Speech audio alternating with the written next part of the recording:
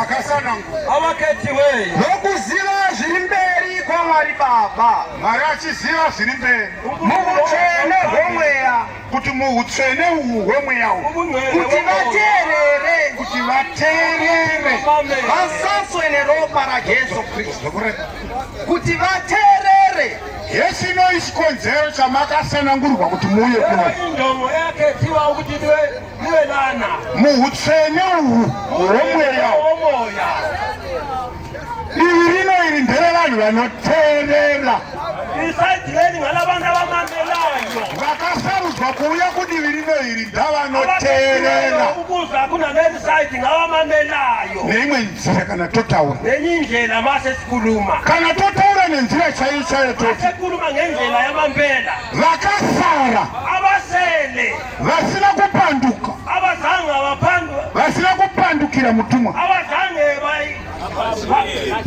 vashamukele owathulwayo ndaavo vakaonekwa vakanzverwa naMwari mwoyo yavo ivo lavo avaboniswa noNkulunkulu kuti vanhu ava ukuthi laba bantu ndo vanogona kuteerera ivo avakhona ukumamela Afrika yedu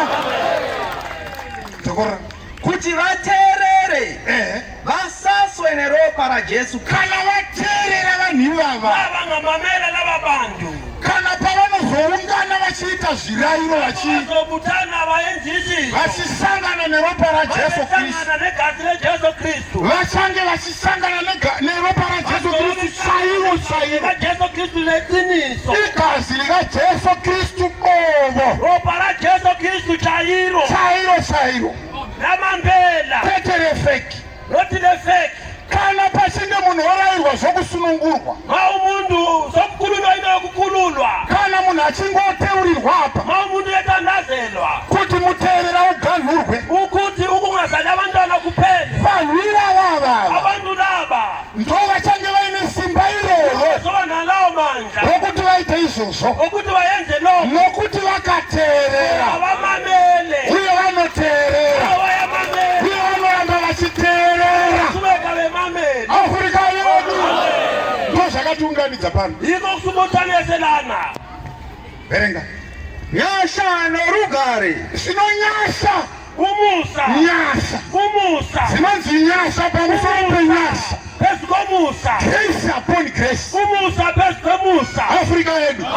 zvati ndinoda vanondida ngifuna ngithanda abangithanda vanonditsvaka nemwoyo yavo yose ndinganenhliziyo yonke vanondiwana bazongithola vandiwana waona upenyu uthola impilo usanzwirwa nyasha umusa usanzwirwa nyasha umusa naJehova noJehova Afrika yedu Paulo wati nyasha norugare uPaulo uthi umusa nokuhlala kahle ngazwe pamusoro pavo kuwe phezu kwakho vorarama panyika ino baphila emhlabeni yava yavo soyingo yabo sezvataura muimbi njengomculi akati kana wana wangu Jesu ngoba nguJesu ndakwana nezvinhu zvese ngithole nezomizini namafuatsayo ndango ngathi lawo ngawami nemotokari dziri kufamba mugwagwa zami nendege ndezangu ndizamshini ngezami kana wana wangu Jesu nguwami uJesu Afrika yedu nyasha norugare ngazviwanzwe kwamuri. Alright, usati waenda pamberi ungakai pamberi enda pana Luka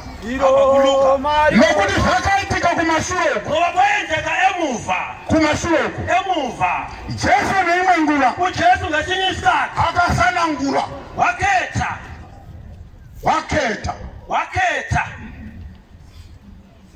vane 12 abaneshumi nambili 70 12 haisi 12 12 abaneshumi nesikhombisa amashumi ayisikhombisa 70 abashumi abasikhombisa Afrika amen neimwe nguva kumashure isikhathi Jesu hana kutendera kuti zvaasina kuita zvisere zvisiko uJesu akangavumela ukuthi into lezi angasenzi singofamba nepakambofambwa naJesu sihamba lapho kuhanjwa nguJesu Jesu asanangura vane 40 uJesu ngesikhathi akhetha ngabaneshumi uJesu wakhetha abayi-70 uJesu ngesikhathi akhetha abantu abayi-70 lokubva avatuma kunoparidza nokuporesa ukuyomshumayela nokusinda sindisa ndabva vaenda bahamba vasvika ikoko kwavakanoparidza vavefika lapho washumayela khona mweya yose yakaipa yaizvisa pasi pavo imoyo yemibi veyibeka phansi kwavo nezita rajesu negama likajesu vairara mweya yakaipa ichibuda belaye negama likajesu umoya mubi ihamba vaibatsira anorwara chipora besiza abagulayo besila ndokubva vazadzwa nomufaro bagcwalisa ngenjabulo ndobva vadzoka kuna jesu babuya kujesu zvikanzise kuthiwa ngosi kwatanga taindawo lapho besihambe khona yemunzwe izani lizokuzwa nemweya yakaipa yanga ichizvisa pasi emebi pedu besibeka phansi kwethu nezita renyu. negama lakho They were very happy. bebejabula Africa. Amen. It was a wonderful experience. bekuyinjabulo kakhulu Africa. amen Havana kuziya chinhu chimwe chete abazange balwazi into eyi-1 kuti panguva yaunosanangurwa najesu ukuthi ngesikhathi ukhethwa ngujesu kune mumwe murume anorwadziwa. kunenye indoda izwa ubuhlungu Africa yedu izvezvi zvamakadai makagara pano apo njalo lihleli kanje sonana kune mweya iri kurwadziwa. kunomoya yenza ubuhlungu Vamwe vakakura namadhimoni avakakura naupo upenyu abanye hwavo bakhula nezinto amadimoni bakhula kubva nawo pakuzvarwa kwavo. ukusuka ekuzaleni kwabo Zvimwe zvakaiswa mavari asiri mudumbu mwamai vake babekwa sesiswini samama wakhe nokuda kwezvavaidya ari mudumbu naye zinto abasiza asesiswini zvikapinda une muropa range. angena negazini lakhe Nhasi zvasandu namhlanje sokutshintshile zovava muupenyu hwake. ubuhlungu empilweni yakhe Hazvina kuva mari nekuda. akuzange kuye Afrika yedu.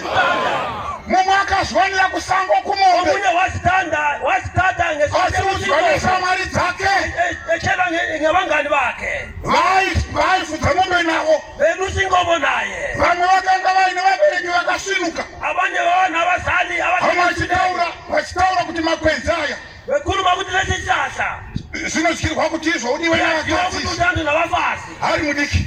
esemncane Akaenda kunopinda grade 1 ahamba ukungena grade 1 akabva akaenda kusekendari. ahamba waya esekendari Kana muri muno mukungokontinya achiita metiki wakulapha ukuya phambili esiyayenza kusvikira apedze metiki kuze aqede imetric dhimoni riri mumwiri. idimoni lisemzimbeni Afrika yedu amen vamwe zvakaparwa namadzitateguru. abanye kwayenzwa nabadala Vadala vakapara mhosva abadala dzavakapara bayenza indaba zabo ikava ngozi mumhuri yaba ingozi emulini ikararama kubva kuna sekuru wasekuru yaphinda kusuka kusekukhu kusvikira yasvikawo kwauri. kuze yafika kithi Afrika yedu kana vari vanatete vako inotovaziva. vakuthiwa ngabathethe bakho Kana kwakaroorwa vanasikana inotokuziva ngoba omutshado yamantombazana nokuti yakararama semwana womumhuri umo. ngoba yaphila njengeinto yasemndeni Inotoperekedza vamwe kubasa. ikhapha abanye emsebenzini Afrika yedu kana ari tsangamire muponisi mainomuziva. mawukuthi angamile Tsangamire muponisi inoziva mase ikula iyamazi nokuti akakura naye. ngoba ikule naye Idambudziko rakagara naye eyinkinga ikule ihlale naye anonzi mastubborn demons. idimoni elizikhukhumusayo Haribviswa kumhanya. alisuki nokugijima Haribve.